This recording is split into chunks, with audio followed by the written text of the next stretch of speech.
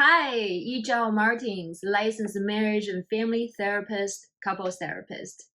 So last week, I came out as the over-functioning non-ADHD partner in my previous marriage, and I posted that video in the one of the forums on Alignable, that's a small business community, and I got an interesting comment. Shall we read it together? There is no such thing as an over-functioning partner. What does that even mean? And if you are going to say that means one person is doing more than the other in a relationship, welcome to the real world. That will always be. Hmm. So first, I welcome any comments anywhere, YouTube and Alignable, LinkedIn. I like that when people are interacting with my posts and let me know how the video land in them, what they think and feel about the content, the concept, and my explorations.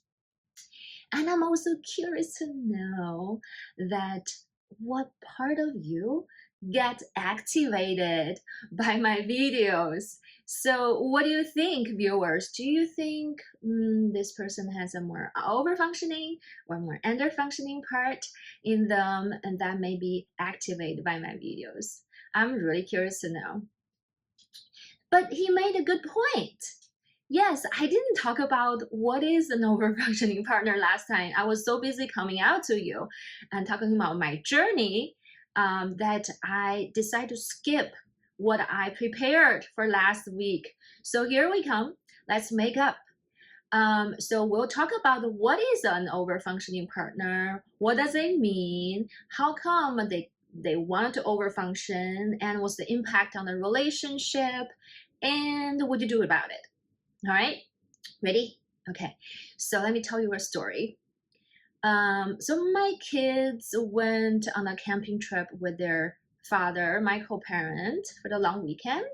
And they came back and told me some not that pleasant experiences they had. They complained a lot, basically. So I listened and I reflected, I validated as a good mother, and I summarized something for them. I said, well, I'm hearing there's no clean water that you prepared, that the camping site is not ideal, it's crowded and loud, and it just overall, the quality of the campsite doesn't sound that great.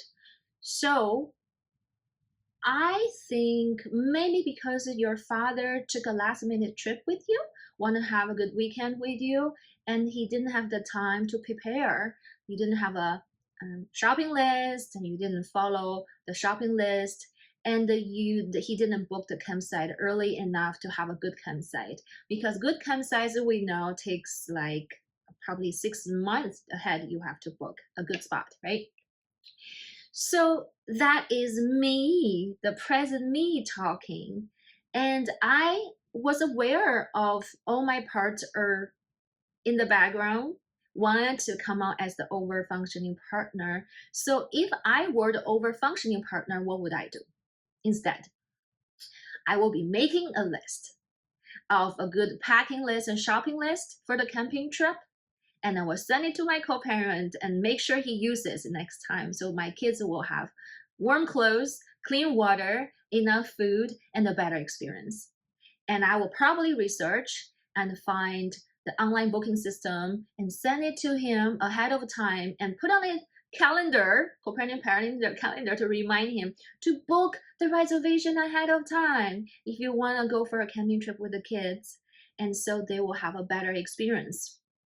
But I didn't do that. I didn't listen to those parts. And I was aware that I would be crossing a boundary. Exactly. And so what do you think over-functioning partner will look like in you? Because everyone is different, right? So just like ADHD shows up differently in everybody, you have your own traits, personality, experiences combined with some of the symptoms. The same for the over-functioning partner. That's my version. And I'm curious to know your version. You don't have to tell me. You can just explore on your own. But I can tell you how I dissect myself, and to get to know all those parts of me that contribute to my over-functioning dynamic in the relationship. So I have a part that really have a hard time tolerating other people's discomfort. I don't want people to suffer, especially people I love and cared about, my children. I want them to be warm. I want them to have a good experience. I wanted them to have good food and clean water. I wanted them to have the best in the world. And when they suffer even just a little bit, part of me feel a bit hurt. Yes. So that is the part that drives the act of providing support and help and do things for my co-parents, right? And I have another part that is so kind and so good-hearted and want other people to be good, and I want to reduce and work for other people to make people happy. And that's a sweet 4-year-old. And I have another part that's actually working against those two parts. That when things are not going right, when other people are not taking my service or my good heart nicely, they're not reciprocal, right? They're being reciprocal. This part get hurt and then start to criticize those two young parts, saying, well, you're not doing a good job. See, people don't take it nicely anyway. Why are you doing that? You so S word. So, and then that's called inner critic and judgment.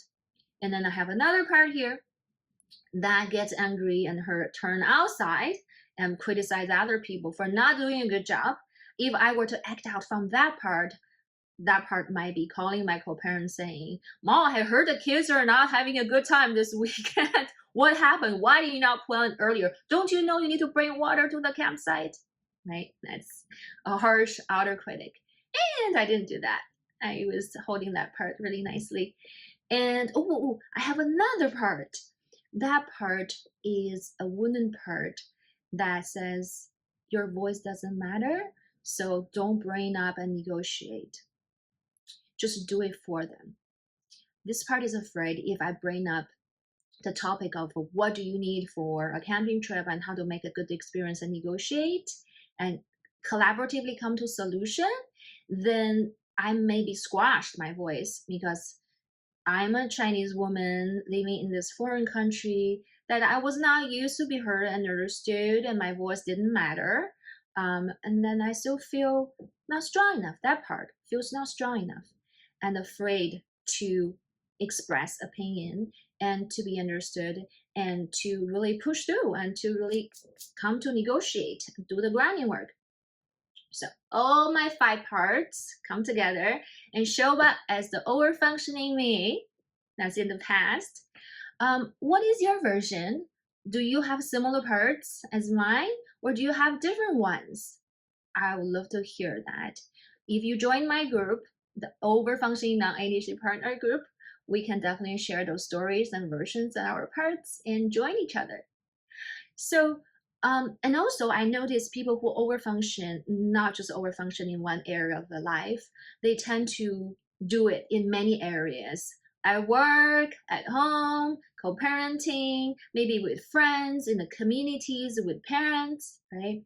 Just notice, even if you don't have a partner that has ADHD, maybe you have a partner that drinks too much, where you have a partner on the spectrum, autistic spectrum disorder, where you have a partner that's financially not as gainful like you are, where you have a partner who has something that needs your support, and you just habitually step up and do it and then feel overburdened and exhausted and resentful.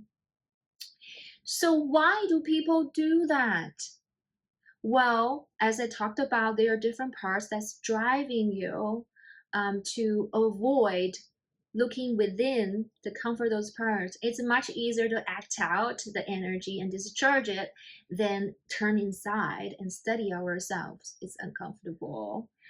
But what happens if you continue with that external, your energy and not paying to yourself, attention to yourself? What happens if one person continue to overfunction and the other person continue to underfunction?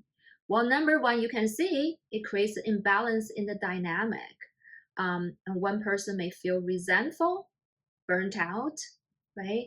And the other person may feel guilty and ashamed, and also just not having the opportunity to grow and to develop, to be really there, be the woman and man they want to be in a relationship. And how sad is that? And if this continues, I have a prediction that connection is not going to be there, intimacy is not going to be there, sex life will be negatively impacted. Both people are exhausted. And then if you externalize your frustration, anger, you fight all the time, that's also creating some tension in the relationship that may impede your sex life and your intimate life, right? So what are the solutions? What are you going to do if you are the over-functioning partner and you're in this dynamic? You can read books, you can go to individual therapy, you can watch YouTube videos, you can listen to podcasts, you can join a group, you can join us, and with all of our parts that come together to develop this over-functioning persona, we dissect them, we understand them, we befriend them, and we support each other in this process because it's so hard to do it on your own unless you are a seasoned meditation practitioner and you have a good guide. Make sure you're on the right track. So if you're interested, I would love for you to join us, this online community, to explore those parts of you, especially if you are interested in parts work and you've been listening and watching my videos and you want to try some of that yourself and you don't know how to do it on your own. Please come join us. We'd love to have you. So until next week, my friends,